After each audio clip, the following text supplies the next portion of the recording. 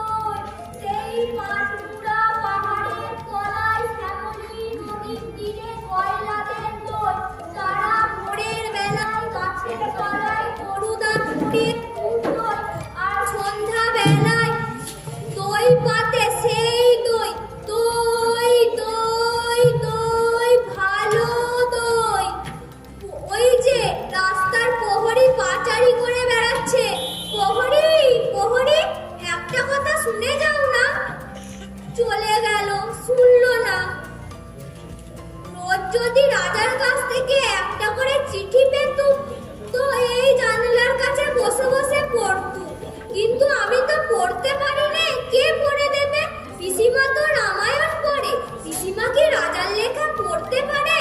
কেউ যদি পড়তে না পারে জমিয়ে রেখে দেবো, আমি বড় হয়ে পড়বো।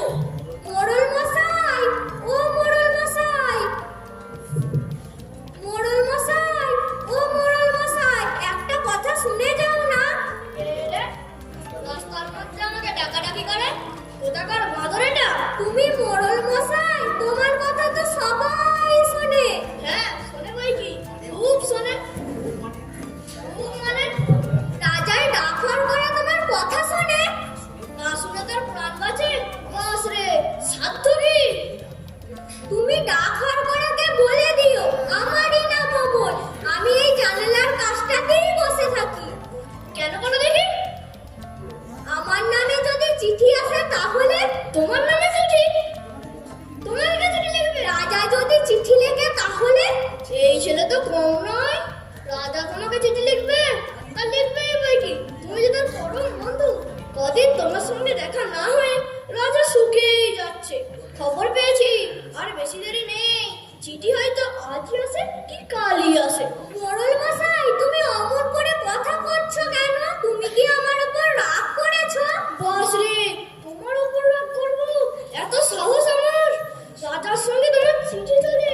মাথার তত্ত্বের বড় বার বেড়েছে দেখছি। 2 পয়সা জমিয়েছে কিনা, এখন তার ঘরে রাজা বাচ্চাদের কথা ছাড়া কথাই চলে না। রোশনা, ওকে মজা দেখাচ্ছি। ওরে ছোড়া, বেশ শীঘ্রই যাতে রাজার চিঠি তোদের বাড়িতে এসে পৌঁছায় আমি তার বন্দোবস্ত করছি। না না না, তোমাকে কিচ্ছু করতে হবে না। কেন রে? তোর খবর আমি কিন্তু রাজাকে জানিয়ে দেবো। তিনি তাহলে আর একটু দেরি করতে পারবেন না। তোদের খবর নেওয়ার জন্য এক্ষুনি পাইপ পাঠিয়ে দেবো। না, মাধব দত্তের ভারী আস্পর্ধা। রাজার কানে একবার উঠলে দুরস্ত হয়ে যাবে। হ্যাঁ, রাজার কানে একবার উঠলে দুরস্ত হয়ে যাবে। তুমি ভাই মল ঝমঝম করতে করতে চলে যাচ্ছ, একটু দাঁড়াও না ভাই। দাঁড়ালো না। পিসে মশাই, আজ আর আমার সেই ফকির হয়তো আমাকে দেখতে পাবে না। জানালার কাছে যেতে পারবো না যে, কবিরাজ বারণ করেছে। হ্যাঁ বাবা, সেখানে বসে বসেই তো রোজ তোমার মাথার ব্যায়ামটা বেড়ে গেছে। না পিসে মশাই না, আমার ব্যামোর কথা আমি কিছুই জানি না, কিন্তু সেখানে থাকলে আমি খুব ভালোই থাকি। সেখানে বসে বসে তুমি এই শহরের যত রাজ্যের ছেলে বুড়োর সঙ্গে ভাব করে নিয়েছো। আমার দরজার কাছে রোজ যেন মনে হয় মস্ত বড় একটা মেলা বসে যায়। এতেও কি কখনো শরীর টেকে? দেখো দেখি বাবা, আজ তোমার মুখখানা কিরকম ফ্যাকাশে হয়ে গেছে। পিসে মশাই, আমার সেই ফকির হয়তো আমাকে আর জানালার কাছে না দেখতে পেয়ে চলে যাবে। তোমার আবার ফকির? সেই যে রোজ আমার কাছে এসে নানান দেশ বিদেশের গল্প শোনায় আমাকে, শুনতে আমার খুব ভালো লাগে। কই, আমি তো তোমার কোনো ফকিরকে জানি না। এই ঠিক তার আসার সময় হয়ে গেছে। তোমার পায়ে পড়ি, তুমি তাকে একবার বলে এসো না, সে যেন আমার ঘরে এসে একবার বসে। এই যে ফকির, ফকির চলে এসেছে, এসো আমার বিছানার পাশে বসো। এ কি, এ যে আমি ফকির। তুমি যে কি না তা তো আমি ভেবে পাইনি। এবারে তুমি কোথায় গিয়েছিলে ফকির? আমি কনৌজদ্বীপে গিয়েছিলাম, সেইখান থেকে এই মাত্র আসছি।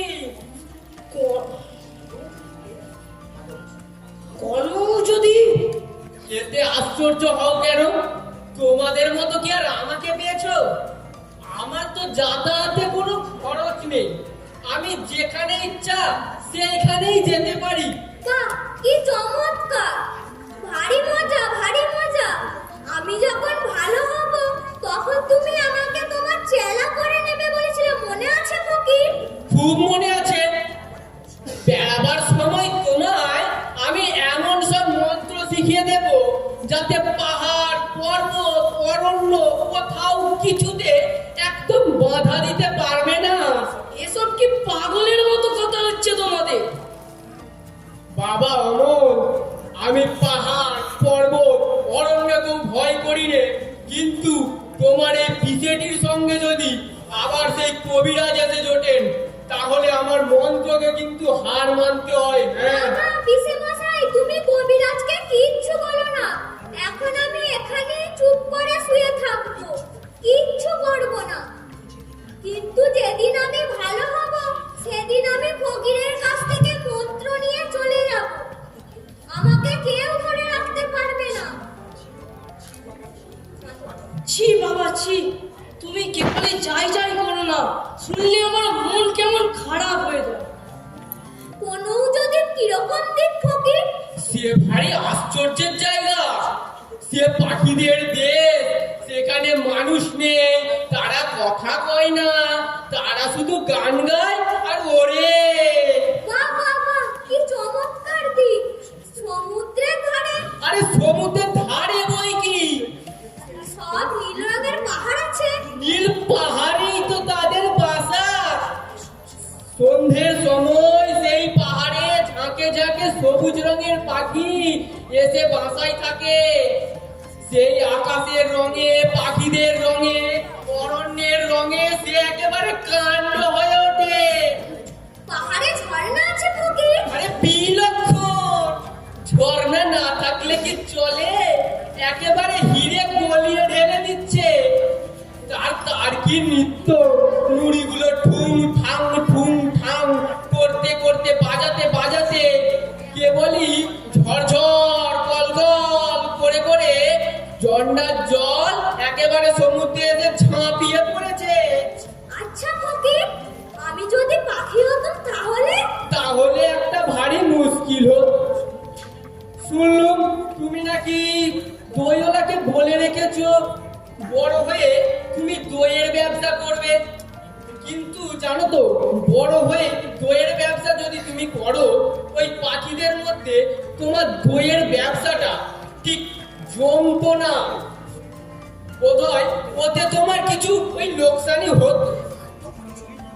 আর তো আমরা চললো না, আমাকে শুধু তোমরা খেপিয়ে দিচ্ছ, আমি চললো। পিসে মশাই, আমার সেই ফকির দইওয়ালা এসে চলে গেছে। গেছে বই কি, তোমার ওই শখের ফকিরের তলপি বয়ে বেড়ালে, কলও যদি পাখিদের সঙ্গে উড়ে বেড়ালে, তার তো আর দিন চলে না। সে তোমার জন্য একবার দই রেখে গেছে আর বলে গেছে তাদের গ্রামে এক বঞ্চির বিয়ে, তাই সে কলমি পাড়ায় ফরমাস দিতে গেছে, তাই বড় সে ব্যস্ত। যাও যাও, আর তো পারা যায় না মশাই।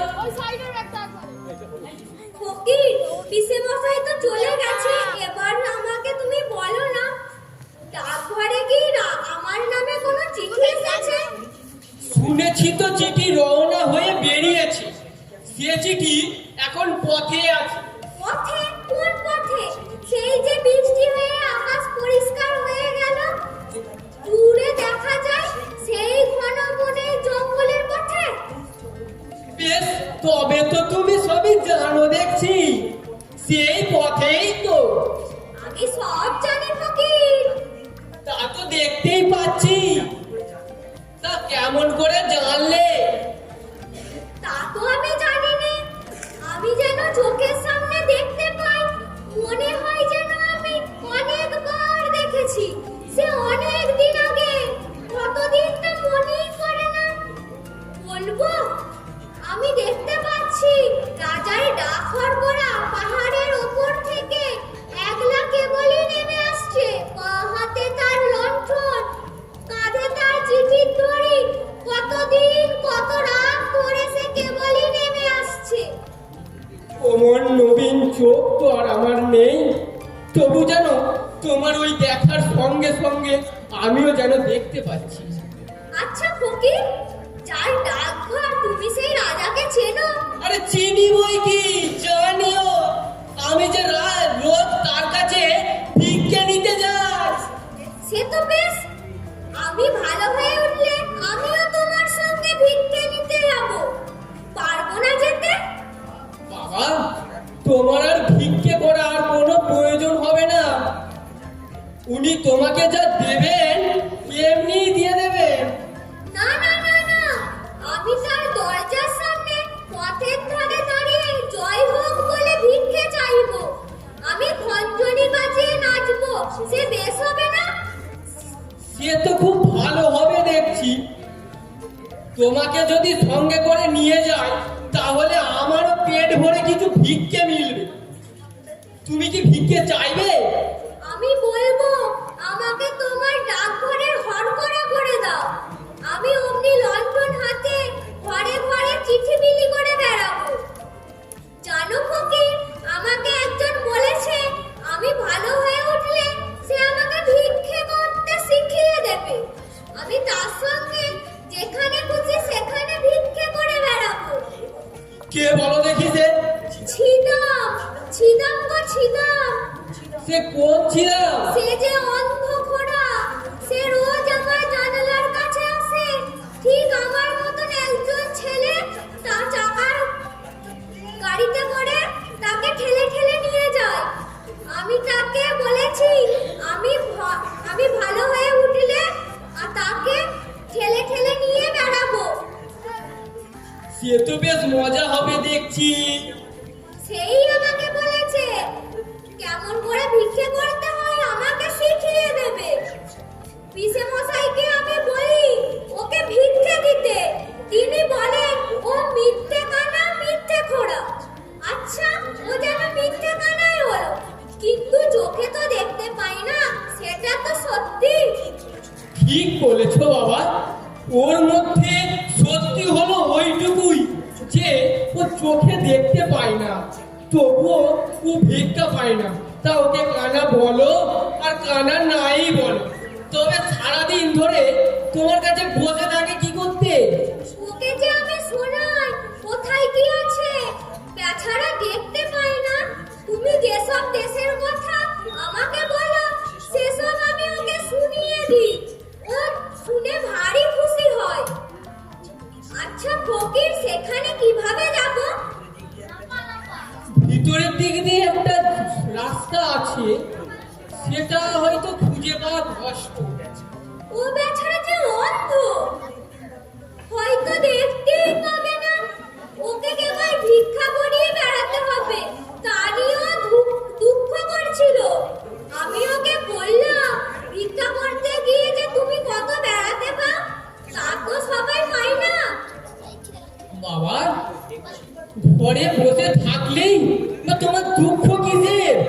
না না, দুঃখ নেই। প্রথমে যখন আমাকে ঘরের মধ্যে বসিয়ে রেখে দিয়েছিল আমার মনে হচ্ছিল যেন দিন ফুরোচ্ছে না। আমাদের রাজার ডাক ঘরে দেখে অবধি এখন আমার রোজই ভালো লাগে। ওই ঘরের মধ্যে বসে বসে আমার খুব ভালো লাগে। একদিন আমার চিঠি এসে পৌঁছাবে, সে কথা মনে করলে আমি খুশিতে বসে থাকতে পারি। কিন্তু রাজার চিঠিতে কি লেখা থাকবে তা তো আমি জানি না। তা নাই বা জানলে, তাতে তোমার নামটা তো লেখা থাকবে, তা হলেই হলো। তোমরা দুজনে মিলে একই ফ্যাসাদ বাঁধিয়ে বসে আছো। কেন, হয়েছেটা কি? শুনছি তোমরা নাকি রটিয়েছ রাজা তোমাদের চিঠি লিখবেন বলে ডাকঘর বসিয়েছেন। তাতে হয়েছেটা কি? আমাদের গ্রামের পঞ্চানন মোড়ল সেই কথাটি রাজার কানে লাগিয়ে ফের আমি চিঠি লিখে দিয়েছে। সব কথাই রাজার কানে ওঠে, বুঝেছো? সে কথা কি আমরা জানি না ভেবেছো? তবে সামলে চলো না কেন ভাই? রাজা বাদশার নাম করে অমন জাতা কথা মুখে আনো কেন? তোমরা যে আমাকে শুদ্ধ মুশকিলে ফেলে। ফকির, রাজা কি রাগ করবে? অমনি বললেই হলো। কেমন করে রাগ করে দেখি না। ওই তোমার মতো ছেলে আর আমার মতো ফকির কে দেখে রাজা কেমনে রাগ করবে? দেখো ফকির, আজ সকালবেলা থেকে আমার চোখের উপর থেকে কেমন যেন অন্ধকার হয়ে আসছে। মনে হচ্ছে যেন সব স্বপ্ন একেবারে চুপ করে থাকতে ইচ্ছা করছে, কথা কইতে ইচ্ছা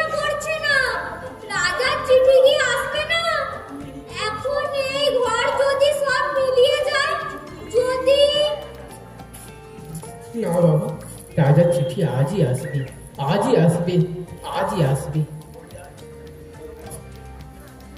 আজ কেমন হচ্ছে? আজ কেমন দেখছে? খুব ভালো বোধ হচ্ছে, মনে হচ্ছে যেন সব বেদনা চলে গেছে।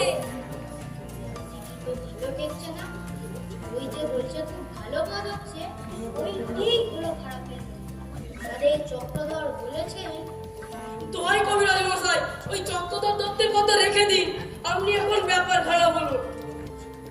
যে আর ধরে রাখা যাবে না, আমি তো নিষেধ করেছিলাম, কিন্তু বোধ হচ্ছে বাইরের হাওয়া লেগেছে। না কবিরাজ মশাই, আমি ওকে খুব যত্ন করে রাখি, চারিদিক থেকে আগলে সামলে রেখেছি, ওকে বাইরে যেতেই দিইনি, দরজা তো প্রায় বন্ধই থাকে। হঠাৎ আজ কেমন একটা হাওয়া দিয়েছে, আমি এই দেখে এলুম তোমাদের সদর দরজার ভিতর দিকে কেমন হু হু করে হাওয়া বইছে। ওটা একবারেই ভালো নয়, ওই দরজাটিকে বেশ ভালো করে বন্ধ করে দাও, না হয় 2-3 দিন তোমাদের এখানে লোক আনাগোনা বন্ধই থাক না। যদি কেউ এসে পড়ে ঠিক দরজা আছেই, ও যে ওই যে জানলাটা দিয়ে সূর্যাস্তের আওয়াজ আসছে, ওটাকে বন্ধ করে দাও, ওটা একবারে ভালো নয়, ওদের ওদিকে জাগিয়ে রাখে। আমার চোখ বুজে রয়েছে, মনে হয় ও ঘুমোচ্ছে। ওর মুখ দেখে মনে হয় যে কবিরাজ মশাই, যে আপনার নয় তাকে ঘরে এনে রাখলুম, ভালোবাসলুম, এখন বুঝি তাকে আর রাখতে পারবো না। এ কি, তোমার ঘরে যে মরল আসছে, এ কি উৎপাত! আমি আসি ভাই, কিন্তু তুমি যাও, দরজাটিকে বেশ ভালো করে বন্ধ করে রাখবে। আমি বাড়িকে একটা বিষ বড়ি পাঠিয়ে দিচ্ছি, সেইটা খাইয়ে দেবে, যদি রাখার হয় সে ওটাই ধরে রাখতে পারে।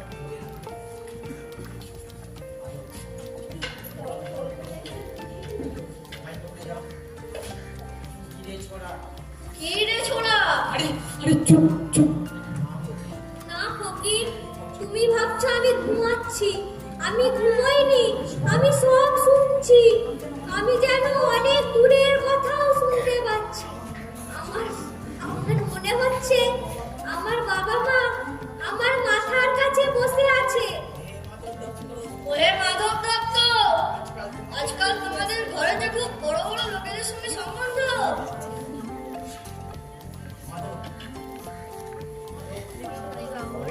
বলেন কি মোড়ল মশাই, এমন পরিহাস করবেন না, আমরা নিতান্তই সামান্য লোক। তোমাদের এই ছেলেটি যে রাজার চিঠির জন্য অপেক্ষা করে আছে। ও ছেলে মানুষ, ও পাগল, ওর কথা কি ধরতে আছে? না না, এটা আশ্চর্য কি, তোমাদের মতো এমন যোগ্য ঘর রাজা পাবেন কোথায়? সেই জন্যই দেখছো না তোমাদের এই ঘরের জানলার সামনে রাজার মতো ডাকঘর বসিয়েছে। ওরে ছোড়া, তোর নামে রাজার চিঠি এসেছে রে। সত্যি সত্যি চিঠি এসেছে? এ কি সত্যি না হয় যায়? তোর সঙ্গে রাজার বন্ধুত্ব। এই যে তার চিঠি।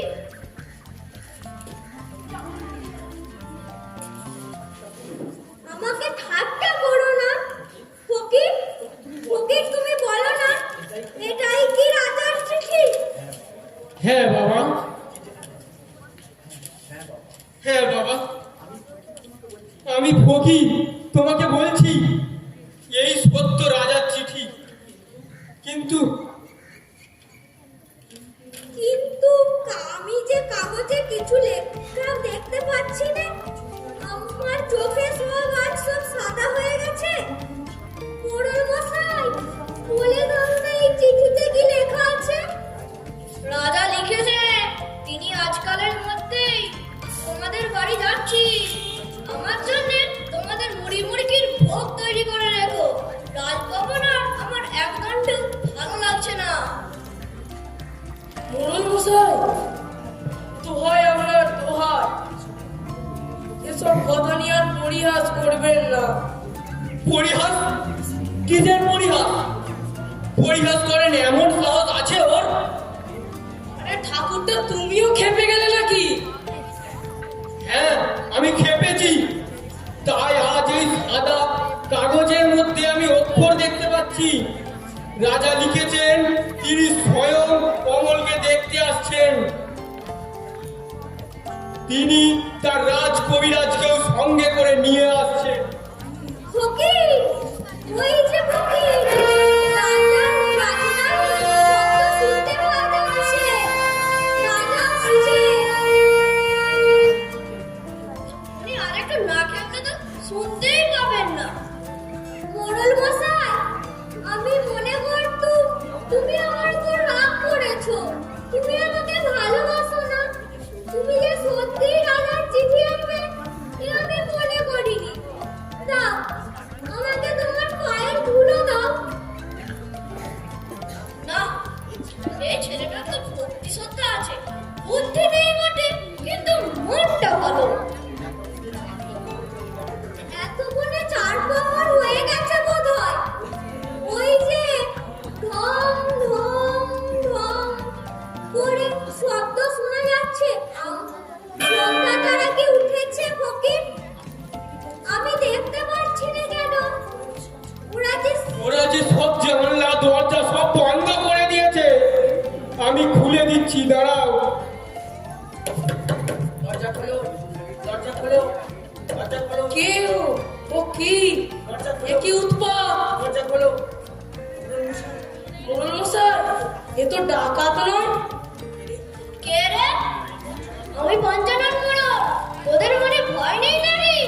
দেখো একবার, শব্দ থেমেছে। পঞ্চাননের আওয়াজ পেলেই যত বড়ই ডাকা হোক আর রক্ষে নেই। আরে মোড়ল মশাই, তার যে ভেঙে ফেলেছে, তাই তো আর শব্দ আসছে না।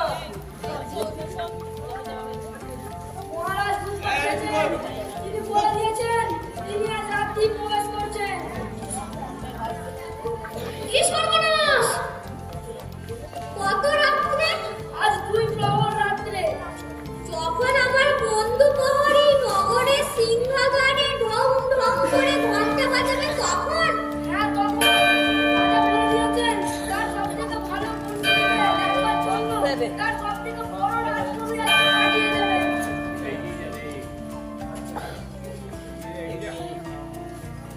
এ কি? চারিদিক অন্ধকার কেন? খুলে দাও, খুলে দাও। যা জানলা দরজা আছে সব খুলে দাও।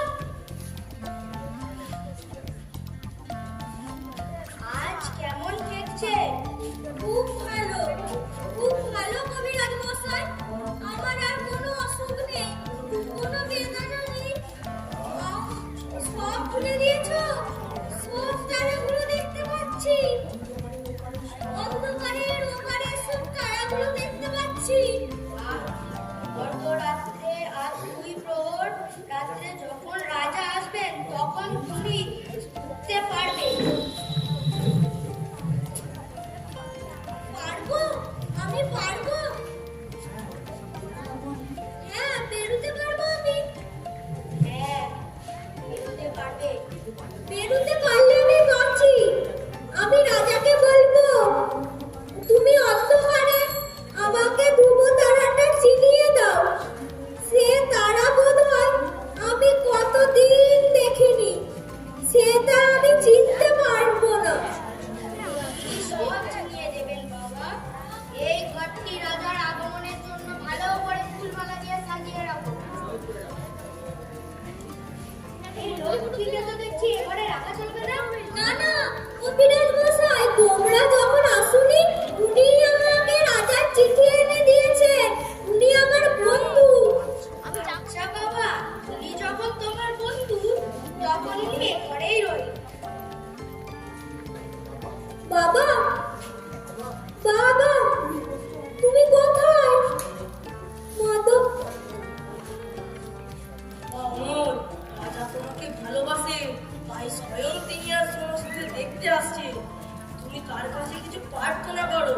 আমাদের তো আর্থিক অবস্থা ভালো নয়, সবই তো তুমি জানো। সে আমি সব ঠিক করে রেখেছি পিসে মশাই। তোমার কোনো ভাবনা নেই। কি ঠিক করে রেখেছো? আমি তার কাছে চাইবো উনি যেন আমাকে তার ডাকঘরের ঘর করে দেন। আমি